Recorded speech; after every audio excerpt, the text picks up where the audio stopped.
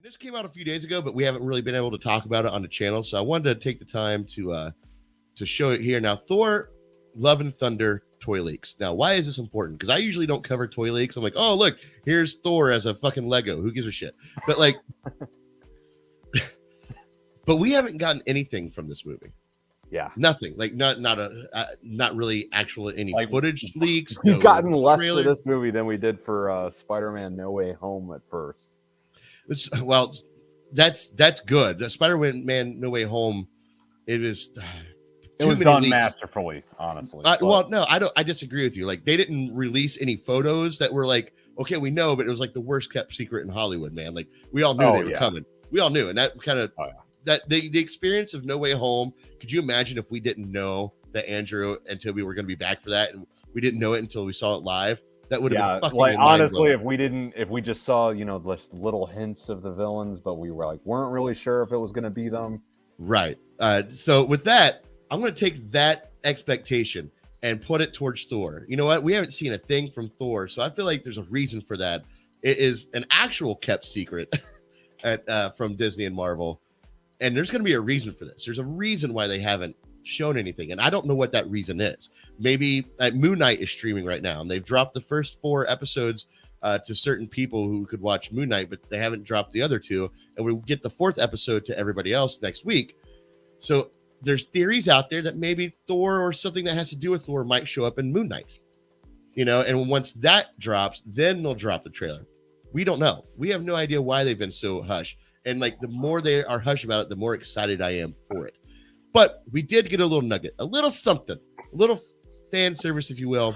And that is some toy leaks. And I say toy, and I'm actually not going to bring up any of the toys. It's actually one is a toy, but one's like an illustration, of the toys and the characters in the movie. And this is what we have. So we have number 1. Let's look at Thor here. They're calling this Ravager Thor. Now, Ravager Thor. Now, do you know what a Ravager is, Monte?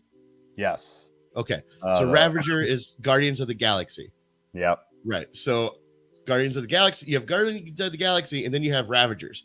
It looks like Thor is going to join the Ravagers, and he does so in a beautiful 80s style way here. I'm getting a lot of Kurt Russell vibes from him. That's exactly what I was thinking. Dig it. That's exactly what I was thinking. Very much so the Kurt Russell vibes. And I don't have it here. They can't really see it, but he even has that like almost that cartoon He-Man bootstrap, the one that very intricate lacy bootstrap thing. He even has that going on here. And I love it. This is nostalgia 100%. This is amazing. It looks awesome. And it just like, can you believe that Thor has a 4th movie, number 1, that's coming out? Out of all the characters, Thor has that coming out. But number 2, that we're all this excited about it. And look at, and then we also have, I'll get to Lady Thor here in just a moment, played by Natalie Portman. But look, this is a glimpse at all the other characters. Obviously, you have Quill. This is a different Thor suit. This is very stylistic in the 80s for sure. Christian Bale as what's his name, Gore, the God Killer. Groot. Okay, he looks like Groot. Ravager Thor, Lady Thor, and then I'm guessing that's Valkyrie. Okay. This is our first look at what we're gonna get, and it just looks bright. It looks fun. It looks exciting. Taika Waititi directing this is just. The more I think about it, this is actually my most anticipated movie of the year. It really is. Yeah. I think it's good. Even though I don't know if it's gonna be my favorite right now. My favorite is Everything Everywhere All at Once. But this just looks like a lot of fun. Now, there's something I noticed here, and listen, I don't read the comments or the comments. I don't read the comics. So if anybody can explain something to me, or if my theory is wrong, please let me know in the comments below. But then we got this image. This is the actual toy of Lady Thor. And it looks like she's wielding Mjolnir. But Mjolnir was destroyed in Ragnarok. But it looks like it's pieced back together here. So there's some comic book mythology, something along the lines. Mjolnir is getting fixed, and she is going to wield it.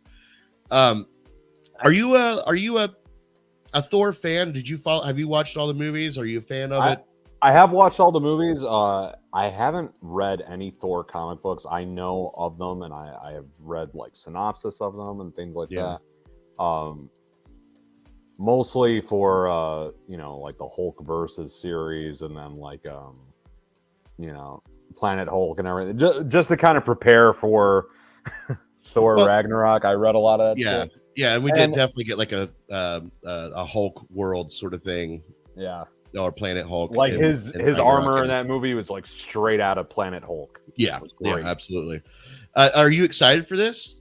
I am. I think it'll be good. There's good actors connected to it. Again, the director, Taika Waititi. Yeah, dude, he took Thor, who the first two movies a lot of people are not fans of, or they're split down the middle for. Personally, I thought the first Thor movie was boring as hell.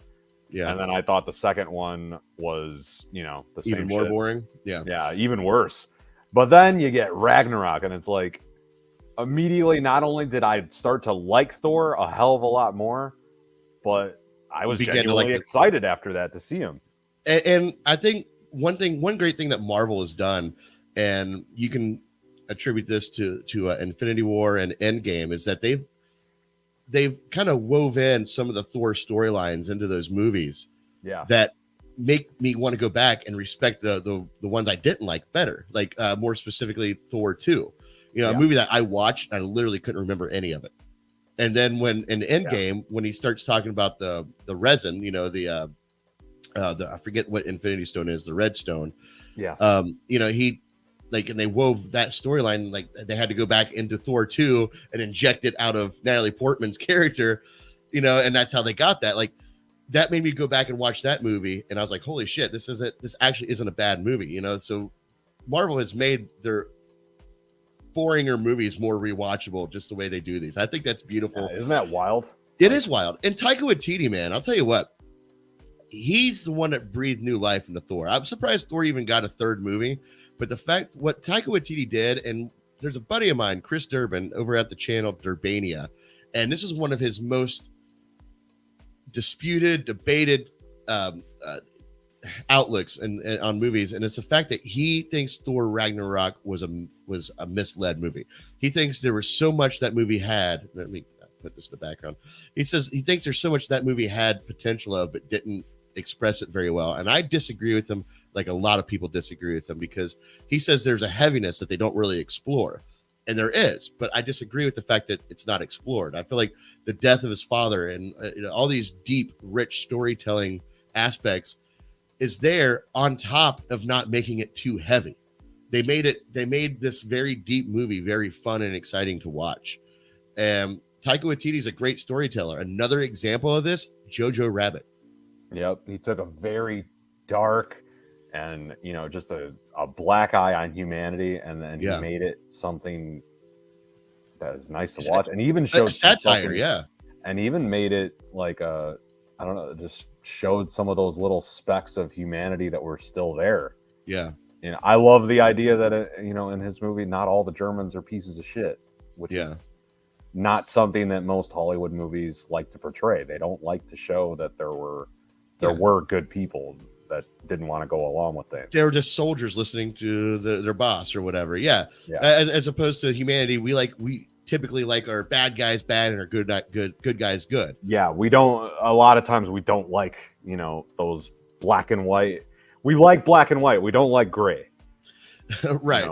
Questionably okay things done by who we thought are our heroes or our villains always hits people a little weird. Yeah. Well, and again, this goes back to Disney and Marvel doing a great job investing us into the baddies of the cinematic universe. A prime example of that is Thanos. Listen, Thanos, bad guy, but I still argue, dude had a fucking point. And honestly, I still think you remember when they were that trend, one marvelous scene kind of thing. Yeah.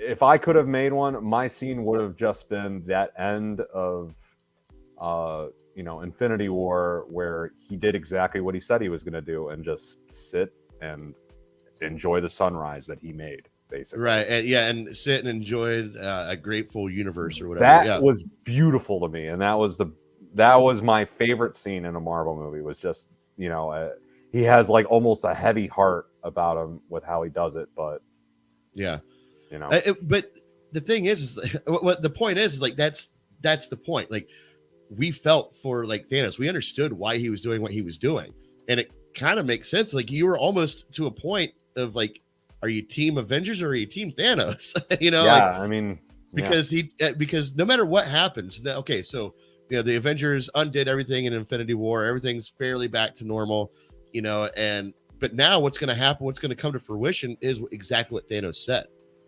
The resources are going to run out. Yeah. And civilizations that could thrive are going to die.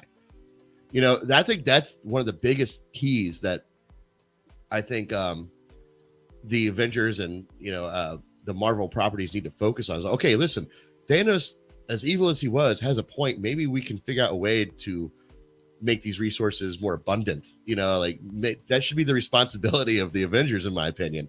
Yeah, that's something that's been swept under the rug. Not just to defeat crazy enemies and stuff, but actually make the world a better place. Right. But exactly. Then you'll get kind of like what happened in Civil War, where if there's no accountability, who do you decide is the bad guy, and all those questions of authority and all that other stuff.